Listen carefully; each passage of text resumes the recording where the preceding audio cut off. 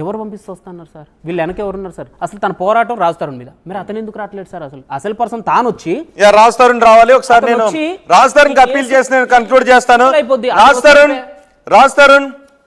రాజ్ తరుణ్ మీరు చాలా వాటికి సమాధానాలు చెప్పాలి, లేకపోతే కొన్ని వేళ్ళు మీ వైపు కూడా పెట్టి చూపిస్తున్నాయి. ఒకవేళ మీరు, నేను కొన్ని క్వశ్చన్స్ అడగాలనుకుంటున్నాను, ఒకవేళ మీరు ఆమెతో బ్రేకప్ అయిపోతే ఆమె మిమ్మల్ని హింసిస్తున్నట్లయితే ఆమె మీ ఇంట్లో ఎందుకు ఉంటుంది? ఆమెను మీ ఇంట్లో ఎందుకు, ఇప్పటివరకు మీ ఇంట్లోనే ఎందుకు ఉంచుకోవాల్సి వచ్చింది? భయపడాను మాత్రం చెప్పకండి, నేనే ఎక్కడికో వెళ్ళిపోయాను అని మాత్రం చెప్పకండి. కొన్ని క్వశ్చన్స్కి మీరు కూడా ఆన్సర్ చేయాల్సిన అవసరం ఉంది. 2, ఆమె ఏదైతే ఆడియోలు బయటకు వచ్చాయో, ఆమె అరుస్తున్నప్పుడు, మాట్లాడుతున్నప్పుడు, కొంచెం వల్గర్గా మాట్లాడినప్పుడు పక్కన మీరు కూడా ఉన్నారు, మీరు రికార్డ్ చేసిన ఆడియోలు. సో ఆ సందర్భంలో మీరు ఎందుకు వాటిని రికార్డ్ చేయాల్సి వచ్చింది, ఎందుకు రిలీజ్ చేశారు? వీటితో పాటు ఇంకా చాలా ఉన్నాయి, చాలా క్వశ్చన్స్కి ఆన్సర్ చేయాల్సిన అవసరం ఉంది. మీరు మాత్రమే ఆన్సర్ చేయాలి. సో మేము ఎవరి వైపు సపోర్ట్ కాదు, ఎవరికి ఎగెనెస్ట్ కాదు. లావణ్యకు సపోర్టు కాదు, మీకు సపోర్టు కాదు. లావణ్యకి ఎగెనెస్ట్ కాదు, మీకు ఎగెనెస్ట్ కాదు. సో లావణ్యని ఈరోజు చాలా క్రాస్ చేశాను, పాయింట్ టు పాయింట్ అడిగాను.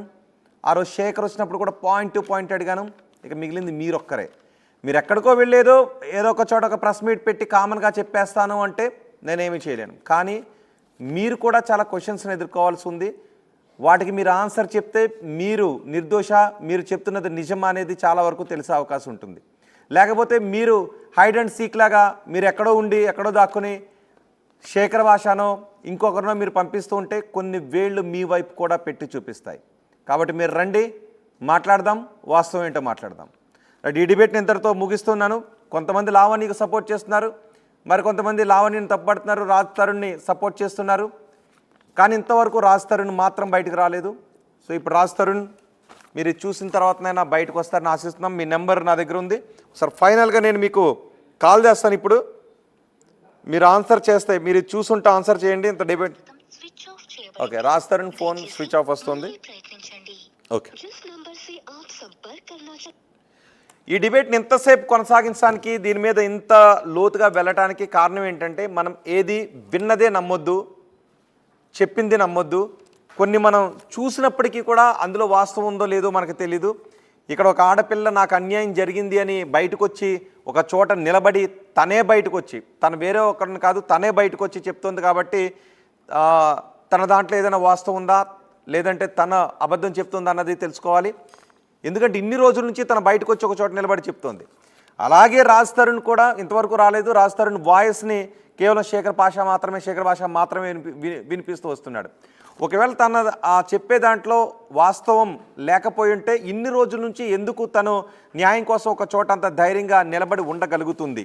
తన వెనుక ఎవరో పెద్ద పెద్ద పొలిటీషియన్స్ లేరు, ఒక లాయర్ మాత్రం, అడ్వకేట్ మాత్రం ఉన్నారు, ఇంకెవరు తన వెనుక నిలబడుతున్న వాళ్ళు లేరు. మరి ఎందుకు ఆమె నిలబడుతుంది?